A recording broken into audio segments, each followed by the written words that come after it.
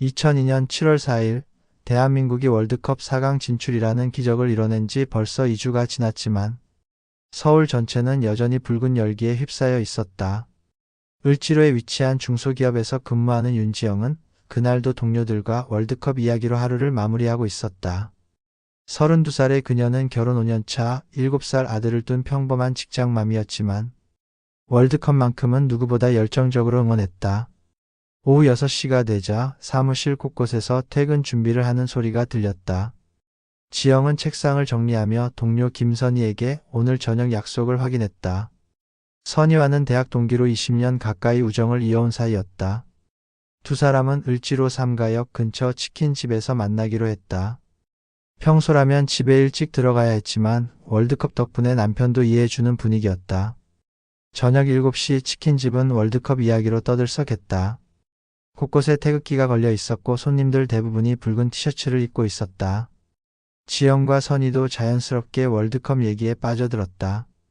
특히 4강전에서 독일을 상대로 선전한 이야기를 하면서 두 사람은 마치 소녀처럼 흥분했다. 지영은 평소 술을 거의 마시지 않았지만 그날은 맥주 한 잔 정도는 괜찮다고 생각했다. 8시 30분경 두 사람은 대한민국을 외치며 즐거운 시간을 보내고 있었다. 주변 테이블 손님들도 함께 박수를 치며 분위기를 띄웠다. 지영은 오랜만에 이런 자유로운 시간을 갖게 되어 행복했다. 육아와 직장 생활에 지쳐있던 그녀에게는 소중한 휴식 같은 시간이었다. 하지만 시계를 보니 벌써 9시가 다 되어가고 있었다. 지영은 집에서 기다리는 가족 생각에 자리에서 일어났다. 선희와 작별 인사를 나누며 다음 만남을 약속했다. 그들은 서로 안아주며 오늘 저녁이 정말 즐거웠다고 말했다. 지영은 마지막으로 선희에게 월드컵 결승전 때 또 만나자고 말하며 환하게 웃었다. 그 웃음이 선희가 본 지영의 마지막 모습이 될 줄은 그때 아무도 몰랐다. 밤 9시 20분 지영은 을지로 삼가역으로 향했다. 거리는 여전히 월드컵 분위기로 들떠 있었다. 곳곳에서 젊은이들이 태극기를 흔들며 노래를 부르고 있었고 늦은 시간임에도 불구하고 사람들이 많았다.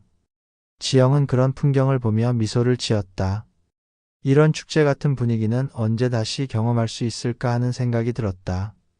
지하철 2호선을 타고 신정내거리역으로 향하는 동안 지영은 휴대폰으로 남편에게 연락했다. 2002년 당시 휴대폰은 지금처럼 스마트하지 않았지만 통화와 문자 정도는 충분히 가능했다. 남편 김태민은 집에서 아들과 함께 월드컵 하이라이트를 보고 있다고 했다. 지영은 조금만 기다려 금방 갈게 라고 말했다. 밤 9시 47분 지영은 신정내거리역에서 내렸다. 집까지는 도보로 약 10분 거리였다. 평소 늘 다니던 익숙한 길이었고 주택가라서 그리 위험하다고 생각하지도 않았다. 하지만 그날 밤 그 길에는 평상시와 다른 무언가가 기다리고 있었다. 지영은 휴대폰으로 마지막 통화를 했다. 여보 지금 역에서 나왔어. 10분 후면 도착해. 그것이 윤지영이 세상에 남긴 마지막 음성이었다. 평범한 일상의 마지막 순간, 월드컵이라는 축제의 그림자 속에서 한 여성의 삶이 끝나가고 있었다. 하지만 그 순간 지영은 물론이고, 집에서 기다리는 가족도 거리의 그 누구도 이것이 비극의 시작이라는 걸 알지 못했다. 서울의 밤은 여전히 붉은 열기로 뜨겁고 사람들은 월드컵의 감동에 젖어 있었다. 그 모든 환상과 기쁨 뒤에 어떤 어둠이 스며들고 있는지 아무도 몰랐던 것이다. 2002년 7월 4일 밤 10시 양천구 신정동의 한 아파트에서 김태민은 7살 아들 준호와 함께 SBS에서 방영하는 월드컵 하이라이트를 보고 있었다. 브라운관 TV에서는 박지성과 안정환의 골 장면이 반복해서 나왔고 준호는 아빠와 함께 대한민국 응원가를 따라 부르며 즐거워했다. 태민은 시계를 보며 아내가 언제쯤 들어올지 계산해 보았다. 평소 지영은 약속 시간을 철저히 지키는 편이었다. 10분 후면 집이라고 했으니 10시 10분경에는 현관문이 열릴 것이라고 생각했다. 하지만 10시 15분이 지나도 아내는 돌아오지 않았다. 태민은 조금 늦어지는 것쯤은 월드컵 때니까 괜찮다고 생각했다. 거리가 붐비고 사람이 많아서 지연될 수 있다고 자신을 위로했다. 10시 30분이 지나자 태민은 조금씩 불안해지기 시작했다. 지영의 휴대폰으로 전화를 걸어봤지만 고객이 전화를 받을 수 없어 라는 음성 안내만 들렸다. 2002년 당시 휴대폰 배터리는 지금만큼 오래가지 않았기 때문에 배터리가 방전되었을 가능성도 있었다. 태미는 아들에게 엄마가 조금 늦을 거라고 말하며 먼저 재우려 했다. 밤 11시가 넘어가자 태민의 걱정은 더욱 커졌다. 평소 지영이 이렇게 연락 없이 늦는 일은 거의 없었다. 더욱이 7살 아들이 있는 상황에서 이렇게 늦도록 들어오지 않는 것은 상상할 수 없는 일이었다. 태민은 지영의 친구 선희에게 전화를 걸어봤다. 하지만 선희도 지영이 9시 20분경에 지하철역으로 향했다고 할 뿐 그 이후 상황은 모르고 있었다. 자정이 넘어서자 태민은 더 이상 기다릴 수 없었다. 아들을 재운 후 신정내거리역부터 집까지의 길을 직접 찾아보기로 했다. 손전등을 들고 나선 그는 지영이 평소 다니던 길을 따라 걸었다. 하지만 월드컵 축제로 인해 거리는 여전히 사람들로 붐비고 있었고 특별한 단서를 찾기는 어려웠다. 새벽 1시경 태민은 인근 파출소를 찾았다. 하지만 당직 경찰의 반응은 미지근했다. 월드컵 때라서 사람들이 다들 늦게 놀다 들어와요. 아마 친구들과 2차를 하거나 길에서 응원하다 늦어진 것 같은데 내일 아침까지 기다려보시죠. 경찰은 성인의 경우 24시간이 지나야 정식 실종 신고가 가능하다고 설명했다. 태민은 경찰의 말에 일리가 있다고 생각하면서도 마음이 편하지 않았다. 지영의 성격상 연락 없이 이렇게 늦는 일은 절대 없었기 때문이었다. 더욱이 다음 날이 금요일이라서 출근해야 하는 상황에서 밤새 놀 이유가 없었다.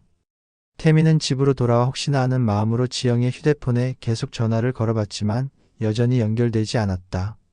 새벽 3시 태민은 결국 잠들지 못하고 거실 소파에 앉아 현관문만 바라보고 있었다.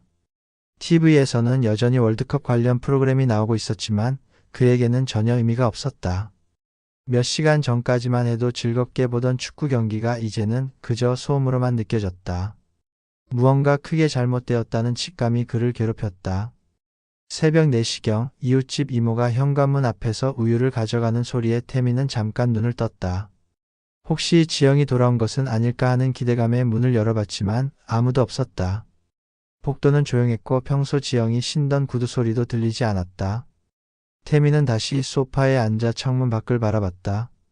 서울의 새벽은 조용했지만 그의 마음은 점점 더 불안해져만 갔다. 오전 6시가 되자 태민은 다시 파출소를 찾았다. 이번에는 좀 더 강력하게 상황의 심각성을 호소했다. 지영이 절대 이런 식으로 행동할 사람이 아니라는 것을, 분명히 무슨 일이 일어났다는 것을 강조했다. 경찰도 태민의 절박함을 느꼈는지 좀 더 진지하게 받아들였다. 하지만 여전히 할 수 있는 일은 제한적이었다. 2002년 당시 실종자 추적 시스템은 지금만큼 발달하지 않았고 특히 성인 여성의 경우 더욱 그랬다. 그날 오전 8시 지영이 다니던 회사에서 출근하지 않았다는 연락이 왔다. 평소 지각을 한 번도 하지 않던 지영이 무단결근을 한 것이었다. 이제 태민도 경찰도 주변 사람들도 상황이 심각하다는 것을 깨닫기 시작했다. 하지만 이미 소중한 초기 대응 시간은 지나버린 후였다. 월드컵이라는 축제 분위기가 만들어낸 방심이 비극의 시작을 알리고 있었다. 2002년 7월 7일 오전 6시 30분 한강 잠실대교 하류 약 500m 지점에서 조깅을 하던 시민이 충격적인 발견을 했다. 갈대숲 사이에 여성의 시신이 떠 있었던 것이다. 신고를 받고 출동한 경찰과 119 구조대는 즉시 현장을 통제하고 시신을 수습했다. 부검을 위해 국립과학수사연구소로 이송되는 과정에서 더욱 충격적인 사실들이 드러나기 시작했다. 시신 주변에는 2002년 월드컵 기념품들이 의도적으로 배치되어 있었다. 태극기 스티커, 붉은 악마 응원 팔찌, 코리아 2002 로고가 새겨진 키링, 그리고 독일전 4강 진출을 기념하는 신문 스크랩까지. 이 모든 것들이 시신 곁에 깔끔하게 정돈되어 있었다. 마치 누군가 고의로 월드컵과 연관시키려는 의도가 분명해 보였다. 경찰은 이것이 단순한 우연이 아니라 범인의 계획적인 행동이라고 판단했다. 부검 결과는 더 끔찍했다. 사망자는 20대 후반에서 30대 초반의 여성으로 추정되었고 사망 시점은 7월 4일 밤 11시에서 자정 사이로 밝혀졌다. 손목과 발목에는 로프를 결박당한 흔적이 선명했고 몸 곳곳에서 폭행의 증거가 발견되었다. 또한 성폭행을 당한 흔적도 확인되었다. 직접적인 사망 원인은 목 부위의 강한 압박으로 인한 질식사였다. 신원 확인 과정에서 모든 퍼즐이 맞춰지기 시작했다. 치아 기록과 지문을 통해 시신은 3일 전 실종된 윤지영으로 최종 확인되었다. 지영의 남편 김태민이 시신을 확인하러 온 순간 그는 무릎이 꺾이며 주저앉았다. 며칠간 품고 있던 희망이 한순간에 절망으로 바뀌는 순간이었다. 7살 아들 준호는 아직 엄마가 하늘나라로 갔다는 사실을 제대로 이해하지 못하고 있었다. 현장에서 발견된 또 다른 단서들도 범인의 치밀함을 보여주었다. 지영의 소지품들은 대부분 사라졌지만 월드컵 기념품들과 함께 그녀의 회사 사원증이 발견되었다. 하지만 이상하게도 사원증에는 빨간색 매직으로 코리아라는 글자가 덧씌워져 있었다. 범인이 의도적으로 월드컵과 연관성을 강조하려 했다는 증거였다. 한강 주변 CCTV 분석 결과도 충격적이었다. 2002년 당시 CCTV는 현재만큼 고화질이 아니었고 설치 장소도 제한적이었지만 다행히 잠실대교 인근의 몇 대 카메라에 수상한 장면이 포착되었다. 7월 4일 밤 11시 30분경 검은색 승합차 한 대가 한강 둔치로 진입하는 모습이 확인되었다. 그리고 약 40분 후 같은 차량이 빠져나가는 모습도 기록되어 있었다. 더욱 소름 끼치는 것은 승합차에서 내린 사람들의 모습이었다. 화질이 좋지 않아 얼굴은 식별할 수 없었지만 3명의 남성이 차에서 내려 뭔가 무거운 것을 끌고 가는 모습이 흐릿하게 보였다. 그들은 모두 붉은색 옷을 입고 있었다. 월드컵 응원복으로 위장한 것으로 추정되었다. 범인들이 얼마나 치밀하게 계획을 세웠는지 알 수 있는 대목이었다. 차량 번호판도 고의로 가려져 있었다.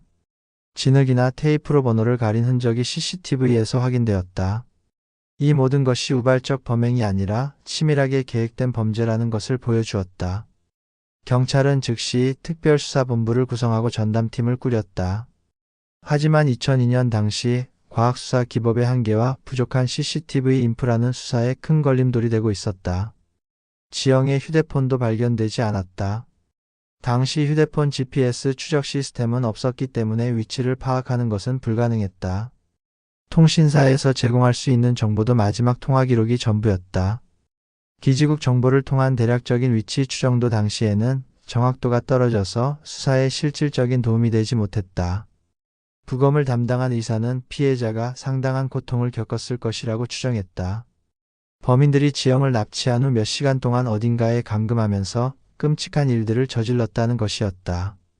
이는 단순한 성범죄가 아니라 계획적이고 지속적인 범행이었음을 의미했다. 월드컵이라는 축제의 그림자 속에서 한 여성의 생명이 잔혹하게 짓밟힌 것이었다. 그날 저녁 뉴스에서 지영의 사건이 보도되었을 때 온 국민이 충격에 빠졌다. 월드컵의 기쁨에 취해 있던 사회가 갑자기 현실의 어둠과 마주하게 된 순간이었다.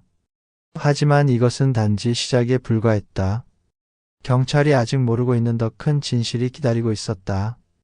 윤지영의 시신이 발견된 직후 서울 전체가 충격과 공포에 휩싸였다. 하지만 경찰 수사팀이 본격적인 조사에 착수하면서 더욱 끔찍한 사실들이 드러나기 시작했다. 특별수사본부는 지영 사건을 단독 범행으로 보지 않고 더 넓은 관점에서 접근하기로 했다.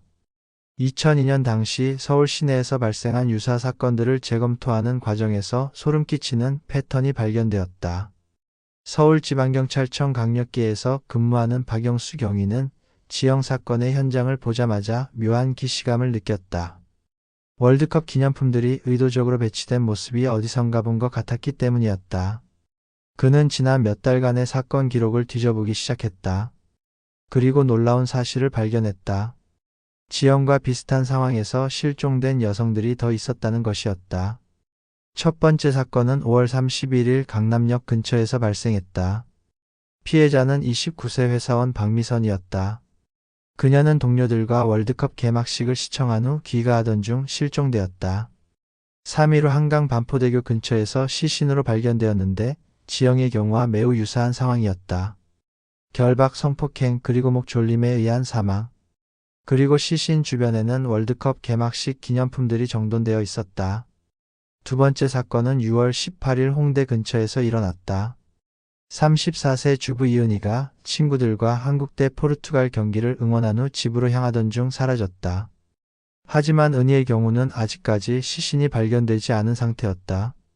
다만 그녀의 소지품 일부가 한강 여의도 근처에서 발견되었는데 역시 월드컵 기념품들과 함께 있었다. 경찰은 은희도 이미 사망했을 가능성이 높다고 보고 있었다. 세 사건의 공통점은 명확했다. 모든 피해자가 20대 후반에서 30대 초반의 기혼 여성이었고 월드컵 관련 행사에 참여한 후 혼자 귀가하던 중 실종되었다. 그리고 범행 현장에는 반드시 월드컵 기념품들이 배치되어 있었다. 이는 우연의 일치가 아니라 동일한 범인 또는 범인 그룹에 의한 연쇄 범죄임을 강력히 시사했다. 더욱 소름 끼치는 것은 범인들의 수법이었다. 그들은 월드컵이라는 국가적 축제를 자신들의 범행을 위한 도구로 이용하고 있었다. 붉은 옷을 입고 월드컵 응원객으로 위장하여 피해자들에게 접근했고 온 국민이 축구에 열광하는 틈을 타서 범행을 저질렀다. 월드컵 열기로 인해 평소보다 늦은 시간까지 외출하는 사람들이 많아진 점도 악용했다. 지하철 2호선 신정내거리역의 CCTV를 정밀 분석한 결과 충격적인 사실이 드러났다. 7월 4일 밤 9시 47분 지영이 개찰구를 나서는 모습이 선명하게 포착되었다. 그런데 그로부터 불과 2분 후 붉은 티셔츠를 입은 남성 3명이 같은 개찰구로 나서는 모습도 확인되었다. 이들은 지영과 같은 전철을 타고 왔고 의도적으로 그녀를 따라가고 있었던 것이었다. 하지만 2002년 당시 CCTV의 한계는 명확했다. 화질이 좋지 않아 얼굴을 정확히 식별하기 어려웠고 야간 촬영 성능도 떨어졌다. 세 남성의 대략적인 체형과 옷차림은 확인할 수 있었지만 신원을 특정할 수 있는 수준은 아니었다. 또한 역사 밖으로 나간 후의 행적은 추적할 수 없었다. 당시 거리 곳곳에 CCTV가 설치되어 있지 않았기 때문이었다.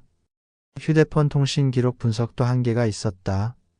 2002년 당시에는 현재와 같은 정밀한 위치 추적 시스템이 없었다. 기지국 정보를 통해 대략적인 지역은 파악할 수 있었지만 구체적인 위치나 이동 경로를 확인하기는 어려웠다. 지영의 휴대폰 마지막 신호는 신정내거리역 인근에서 포착되었고 그 이후로는 완전히 두절되었다. 인근 PC방들을 수색한 결과 충격적인 발견이 있었다. 한 PC방의 컴퓨터에서 월드컵 여성 납치 한강 시체 유기 경찰 수사 방법 등의 검색 기록이 발견된 것이었다. 검색 시점은 지영이 실종되기 이틀 전인 7월 2일이었다. 이는 범행이 우발적이 아니라 치밀하게 계획되었음을 보여주는 결정적 증거였다. 하지만 2002년 당시 인터넷 사용자 추적 시스템은 매우 원시적이었다. PC방에서는 신분증을 확인하지 않고도 컴퓨터를 사용할 수 있었고 사용자 로그도 제대로 관리되지 않았다. 결국 누가 그런 검색을 했는지 확인할 수 없었다. 범인들이 당시 시스템의 허점을 정확히 파악하고 있었다는 것을 알 수 있었다.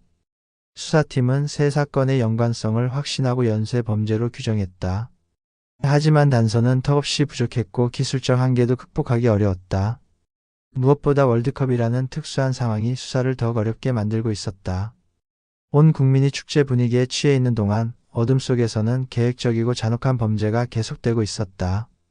경찰은 추가 피해를 막기 위해 시민들에게 주의를 당부했지만 아직 범인의 정체를 밝혀내지는 못한 상황이었다. 2002년 7월 10일 서울지방경찰청 특별수사본부는 긴급회의를 소집했다. 윤지영 사건과 관련하여 추가로 발견된 사실들이 너무나 충격적이었기 때문이었다. 수사팀이 과거 6개월간의 실종 및 강력 사건들을 재분석한 결과 지금까지 별개의 사건으로 처리되었던 여러 건들이 모두 하나의 고리로 연결되어 있다는 사실이 밝혀졌다. 이는 단순한 연쇄 범죄를 넘어선 조직적 범행의 가능성을 시사했다. 먼저 재조명받은 것은 4월 25일 여의도에서 발생한 사건이었다. 당시 31세 직장 여성 조연주가 퇴근길에 실종되었다가 이틀 후 한강에서 시신으로 발견되었다. 초기에는 개별적인 성범죄로 분류되었지만 지금 다시 보니 지영 사건과 놀라운 유사점들이 있었다. 현주의 시신 주변에도 이상한 물건들이 배치되어 있었는데 당시에는 그 의미를 파악하지 못했었다. 조연주 사건 당시 발견된 물건들을 다시 살펴보니 소름 끼치는 사실이 드러났다. 월드컵 개막 한 달을 앞두고 배포되었던 홍보 전단지, 2002 피파 월드컵 코리아 재팬 스티커, 그리고 붉은 악마 창단 기념 배지가 시신 곁에 깔끔하게 정렬되어 있었던 것이다. 당시 수사관들은 이를 단순히 주변에 떨어져 있던 쓰레기 정도로 생각했지만 지금 보니 범인들의 시그니처였던 것이다. 더욱 놀라운 것은 3월에 발생한 사건이었다. 28세 간호사 김수연이 야간 근무를 마치고 집으로 향하던 중 실종되었다가 한강 상암동 인근에서 시신으로 발견된 사건 말이다. 당시에는 병원 내부 범행 가능성에 초점을 맞춰 수사가 진행되었지만 현장에서 발견된 증거물들을 재검토해보니 충격적인 사실이 밝혀졌다. 수연의 시신 주변에는 월드컵 D-100 카운트다운 포스터가 있었던 것이다. 수사팀은 이제 확신했다. 이들은 최소 4개월 전부터 월드컵을 계기로 한 연쇄 범죄를 계획하고 실행해 왔다는 것을. 범인들은 월드컵이라는 국가적 이벤트를 자신들만의 비틀린 방식으로 기념하고 있었다. 각 사건마다 해당 시점의 월드컵 관련 기념품이나 홍보물을 현장에 남기는 것이 그들만의 의식이었던 것이다. 프로파일러 이정민 박사는 이 패턴을 분석한 후 소름 끼치는 결론을 내렸다. 범인들은 월드컵을 카운트다운하며 범행을 저지르고 있다는 것이었다. D-100일일 때 김수현, 개막 한 달 전에 조연주, 개막식 당일에 박미선, 한국의 16강 진출 후에 이은희, 그리고 4강 진출 후에 윤지영. 이들은 월드컵의 주요 날마다 범행을 저질러 왔던 것이다. 더욱 끔찍한 것은 아직 월드컵이 끝나지 않았다는 사실이었다. 7월 13일 3, 4위전과 7월 30일 결승전이 남아 있었다. 이정민 박사는 범인들이 월드컵이 완전히 끝날 때까지 범행을 계속할 가능성이 높다고 경고했다. 특히 결승전은 월드컵의 클라이맥스이기 때문에 가장 대규모의 범행을 계획하고 있을지도 모른다고 분석했다. 한편 기술팀의 분석 결과도 충격적이었다. 각 사건 현장에서 발견된 월드컵 기념품들을 정밀 감정한 결과 이들이 모두 같은 곳에서 구매되었을 가능성이 높다는 것이 밝혀졌다. 특히 스티커들의 제조 번호와 전단지들의 인쇄 상태를 분석해보니 모두 을지로 인근의 특정 인쇄소에서 제작된 것들이었다. 범인들이 계획적으로 같은 곳에서 도구들을 조달하고 있었던 것이다. 인쇄소 사장의 증언에 따르면 지난 몇 달간 월드컵 기념품을 대량으로 주문하는 고객이 있었다고 했다. 30대 후반으로 보이는 남성이 혼자 와서 현금으로 결제했는데 주문량에 비해 상당히 조용하고 신중한 인상이었다고 했다. 하지만 당시에는 월드컵 특수로 비슷한 주문이 많아서 특별히 신경 쓰지 않았다고 증언했다. CCTV 분석팀도 새로운 패턴을 발견했다. 각 사건이 발생한 지역의 CCTV를 종합 분석한 결과 비슷한 차량들이 반복적으로 목격되었다는 것이다. 검은색 승합차, 회색 소형 트럭, 그리고 흰색 세단이 각 사건 현장 인근에서 포착되었다. 차량 번호는 모두 가려져 있었지만 차종과 외관상 특징들이 일치했다. 이는 범인들이 여러 대의 차량을 조직적으로 운영하고 있다는 증거였다. 가장 소름 끼치는 발견은 통신 분석 결과였다. 각 사건이 발생한 시점 전후로 특정 지역에서 무선 통신량이 급증하는 패턴이 발견된 것이다. 2002년 당시 휴대폰과 무전기를 이용한 통신이 주를 이뤘는데 범행 직전과 직후에 특정 주파수 대역에서 통신 활동이 활발해졌다. 이는 범인들이 조직적으로 소통하며 범행을 진행했다는 강력한 증거였다. 수사본부장 최인석 경무관은 긴급 기자회견을 열어 시민들에게 경고했다. 월드컵을 빌미로 한 조직적 연쇄 범죄가 진행되고 있다며 특히 20대 후반에서 30대 초반의 기혼 여성들은 야간 외출을 자제해달라고 당부했다. 하지만 월드컵 열기에 취해 있던 시민들에게 이런 경고가 얼마나 효과적일지는 의문이었다. 이제 수사팀 앞에는 두 가지 시나리오가 놓여 있었다. 범인들을 빨리 검거하느냐 아니면 그들이 월드컵 마지막까지 범행을 계속하느냐. 시간은 촉박했고 다음 타겟이 언제 어디서 나타날지 알 수 없었다. 월드컵이라는 축제가 계속되는 동안 서울의 밤은 더욱 어둡고 위험해져 가고 있었다. 2002년 7월 11일 오후 6시 KBS 9시 뉴스에서 충격적인 보도가 전국에 방송되었다. 월드컵 연쇄 살인마 서울을 공포로 몰아넣다라는 제목의 특집 보도였다. 앵커는 침착한 목소리로 지난 4개월간 발생한 일련의 사건들을 설명했고 그 내용은 온 국민을 충격에 빠뜨리기에 충분했다. 월드컵이라는 국가적 축제 뒤에 이런 끔찍한 범죄가 숨어 있었다는 사실을 아는 순간 사람들의 얼굴에서 웃음이 사라졌다. 보도 직후 시민들의 반응은 폭발적이었다. KBS, MBC, SBS 모든 방송사의 항해 전화가 빗발쳤다. 왜 이제서야 알려주느냐? 월드컵 분위기를 망치려는 것이냐?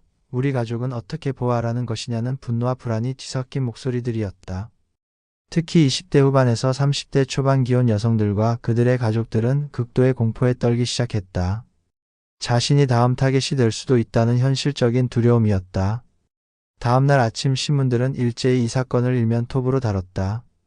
조선일보는 월드컵 마스크 쓴 연쇄 살인마의 정체, 동아일보는 4강 신화 뒤에 숨은 붉은 악마, 중앙일보는 축제 속 감춰진 연쇄 살인의 공포라는 자극적인 제목들을 달았다.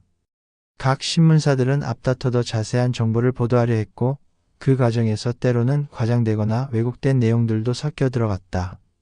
가장 충격적인 반응은 월드컵 관련 상품 판매에서 나타났다. 하루 만에 붉은 악마 유니폼 판매량이 80% 급감했다. 명동과 동대문 일대의 월드컵 기념품 매장들은 하루아침에 텅 비었다. 사람들은 붉은 옷을 입는 것 자체를 꺼리기 시작했다. 범인들이 붉은 옷으로 위장했다는 보도 때문에 월드컵의 상징색이었던 빨간색이 갑자기 공포의 색깔로 변해버린 것이었다. 거리 응원 문화에도 급격한 변화가 일어났다. 그동안 광화문 광장과 시청 광장을 가득 메웠던 응원 인파가 눈에 띄게 줄어들었다. 특히 여성들의 참여율이 급격히 떨어졌다. 7월 13일 3.4위전 당일에도 평소의 절반도 안 되는 인원만이 거리 응원에 참여했다. 축제 분위기는 하루아침에 위축되고 말았다. 더욱 심각한 것은 여성들의 야간 외출 패턴이 완전히 바뀐 것이었다. 서울 지하철 야간 승객 통계를 보면 여성 승객 수가 사건 보도 이후 40% 이상 감소했다. 특히 오후 9시 이후에는 여성 혼자 지하철을 이용하는 경우가 거의 없을 정도였다. 택시 이용률은 급증했지만 그마저도 안전하다고 느끼지 못하는 여성들이 많았다. 회사들도 비상대책을 마련하기 시작했다. 대부분의 기업들이 여직원들의 야간 근무를 금지하거나 제한했다. 회식이나 야간 회의도 대폭 줄어들었다. 일부 회사들은 여직원들을 위한 전용 차량 서비스를 도입하기도 했다. 평소 활발했던 서울의 야간 경제활동이 급격히 위축되는 결과를 낳았다. 경찰도 비상체제에 돌입했다. 서울 전 지역의 순찰을 강화했고 특히 지하철역 주변과 주택가 골목길에는 24시간 경비를 배치했다. 하지만 인력이 한계로 모든 곳을 완벽하게 감시하는 것은 불가능했다. 시민들은 경찰의 노력을 인정하면서도 근본적인 해결책이 되지 못한다고 불안해했다. 언론의 연일 계속되는 보도는 사회 전체의 집단 히스테리를 불러일으켰다. 인터넷 게시판과 PC통신에서는 온갖 추측과 루머들이 난무했다. 범인이 정부 관계자다, 북한의 소행이다, 외국인 범죄 조직의 지시다 등 근거 없는 이야기들이 마치 사실인 양 퍼져나갔다.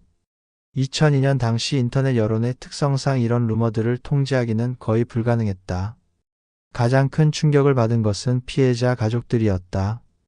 윤지영의 남편 김태민은 연일 쏟아지는 언론의 취재 요청에 지쳐갔다. 기자들은 그의 집 앞에서 24시간 대기하며 인터뷰를 요구했다. 7살 아들 준호는 유치원에 가는 것도 힘들어졌다. 다른 아이들이 너네 엄마가 TV에 나온 그 사람이야? 라고 묻는 것이 상처가 되었기 때문이었다. 다른 피해자 가족들의 상황도 마찬가지였다. 박미선의 남편은 직장을 그만둘 수밖에 없었다. 동료들의 시선과 끊임없는 언론의 관심이 견디기 어려웠기 때문이었다. 조연주의 부모는 딸의 죽음이 전국적인 이슈가 되자 충격을 받아 병원에 입원하기까지 했다. 월드컵 조직위원회도 난처한 상황에 빠졌다. 남은 경기들을 정상적으로 진행해야 하지만 사회 분위기는 급격히 냉각되고 있었다.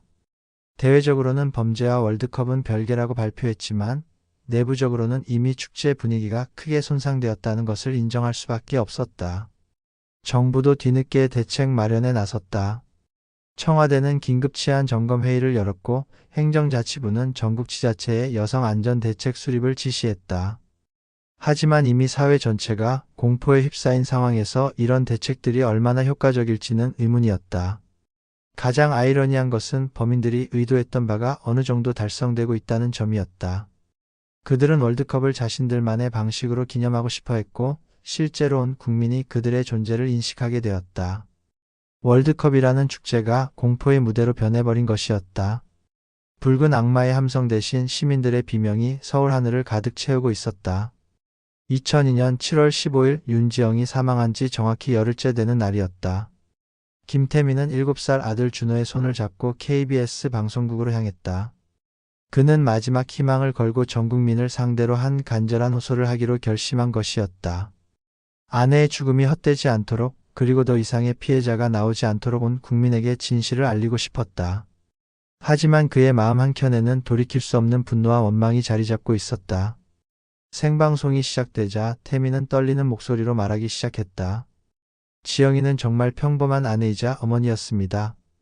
월드컵을 누구보다 열심히 응원했고 대한민국의 4강 진출을 진심으로 기뻐했던 사람입니다. 그의 목소리가 점점 떨렸다. 하지만 그 축제의 그림자 속에서 우리 지영이는 끔찍하게 죽어갔습니다. 만약 경찰이 처음부터 진지하게 받아들였다면, 월드컵 때문에 초기 대응이 늦어지지 않았다면, 태미는 더 이상 말을 잇지 못했다. 카메라 앞에서 그는 무릎을 꿇고 오열했다. 지영아, 미안해. 내가 그날 밤 더 기다렸어야 했는데. 내가 직접 마중을 나갔어야 했는데. 그의 옆에 앉아있던 준호는 아빠가 우는 모습을 보며 같이 울기 시작했다. 7살 아이에게는 엄마의 죽음도 아빠의 고통도 이해하기 어려운 일이었다. 다만 집안의 분위기가 변했다는 것, 엄마가 더 이상 돌아오지 않는다는 것만 어렴풋이 알 뿐이었다. 방송이 끝난 후 전국에서 위로의 전화와 편지가 쏟아졌다. 하지만 동시에 야멸찬 비난의 목소리들도 있었다. 월드컵 분위기를 망치려 하느냐, 왜 하필 이 시기에 이런 얘기를 하느냐는 원망이 섞인 말들이었다. 일부 네티즌들은 월드컵은 국가적 축제인데 개인적인 불행을 들이밀지 말라는 무정한 댓글을 달기도 했다. 태미는 이런 반응들을 보며 사회가 얼마나 냉정한지 새삼 깨달았다. 지영의 부모도 비슷한 고통을 겪고 있었다. 70대 노부부에게 딸의 갑작스러운 죽음은 감당하기 어려운 충격이었다. 더욱이 손자 준호를 돌봐야 한다는 현실적인 부담까지 더해졌다. 지영의 어머니는 매일 밤 딸의 사진을 안고 울었다. 우리 지영이가 무슨 잘못을 했다고 이런 일을 당해야 하는지 하며 하늘을 원망했다. 아버지는 말수가 더욱 적어졌고 종종 허공을 바라보며 멍하니 있는 시간이 늘어갔다. 준호의 상황은 더욱 안타까웠다. 아이는 엄마가 왜 돌아오지 않는지, 아빠가 왜 계속 우는지 이해하지 못했다. 유치원에서는 다른 아이들이 너네 엄마 TV에 나온 그 사람 맞지? 라고 물어봤고 선생님들도 어떻게 대해야 할지 몰라 어색해했다.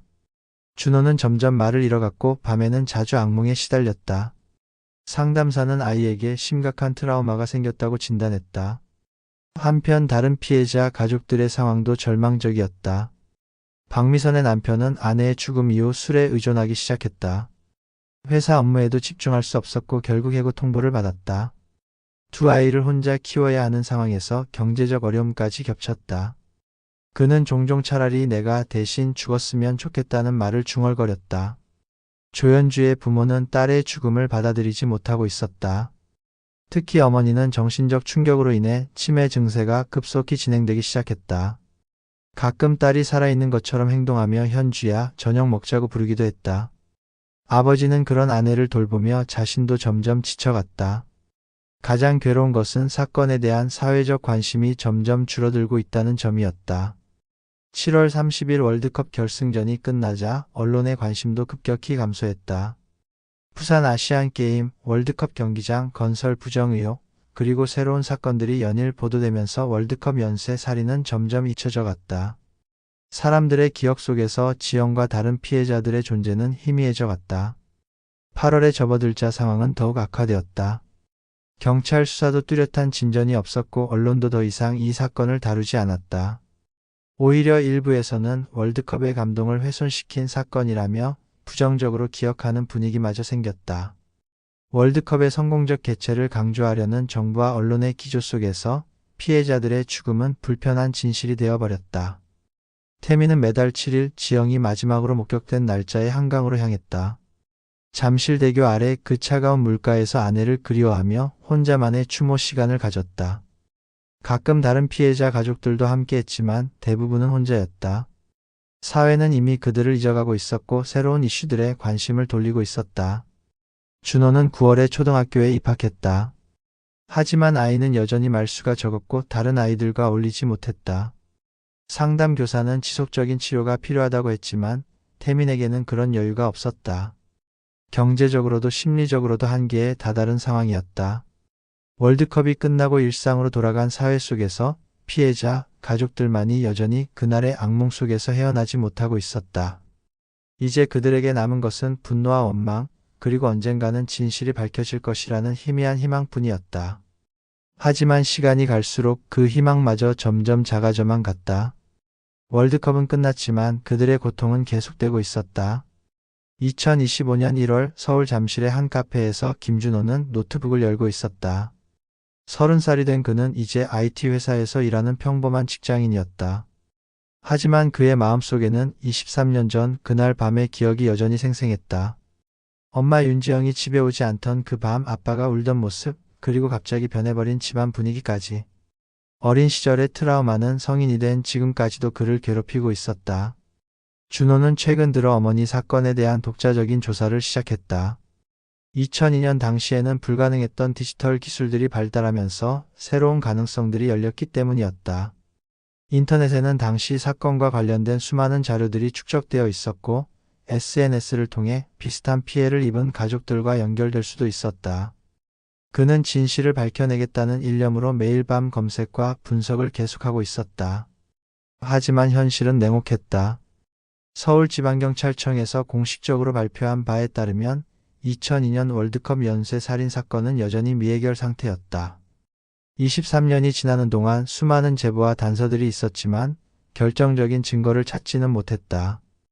특히 당시 기술적 한계로 인해 수집되지 못한 증거들은 이제 영영 사라져버린 상태였다. 시간이 지날수록 진실은 더욱 멀어져만 갔다. 2010년대 들어 몇 차례 재수사가 이루어지기도 했다. 발달된 과학수사 기법을 동원해 당시 증거물들을 재분석했지만 큰 성과는 없었다. DNA 기술이 발전했지만 이미 많은 증거물들이 손상되거나 소실된 상태였다. CCTV 화질 개선 기술로 당시 영상들을 재분석해봤지만 원본 자체의 한계로 인해 새로운 정보를 얻기는 어려웠다. 더욱 안타까운 것은 사회적 관심의 변화였다. 2002년 당시 그토록 충격을 주었던 사건이 이제는 사람들의 기억 속에서 거의 사라져버렸다. 가끔 미스터리 프로그램이나 범죄 다큐멘터리에서 2002년 월드컵에 숨겨진 진실이라는 제목으로 다뤄지기도 했지만 대부분은 자극적인 추측에 그쳤다. 진정한 진실 규명보다는 시청률을 위한 볼거리 정도로 소비되는 현실이 준호에게는 더욱 괴로웠다. 준호의 아버지 태민은 10년 전에 세상을 떠났다. 오랜 투병 생활 끝에 간암으로 사망했는데 의사들은 극도의 스트레스가 병의 원인 중 하나였을 것이라고 진단했다.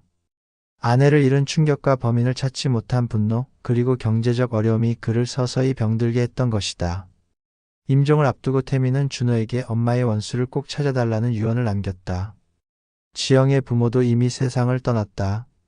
할머니는 2018년에, 할아버지는 2020년에 각각 고인이 되었다. 두 분 모두 마지막까지 딸의 억울한 죽음을 안타까워했다. 특히 할머니는 임종 직전까지도 지영이가 언제 집에 오느냐고 물어봤다고 한다. 치매가 진행되면서 딸의 죽음을 받아들이지 못하고 계속 기다리고 있었던 것이다. 다른 피해자 가족들의 근황도 비슷했다. 박미선의 남편은 재혼을 했지만 여전히 첫 아내의 죽음에 대한 트라우마에 시달리고 있었다.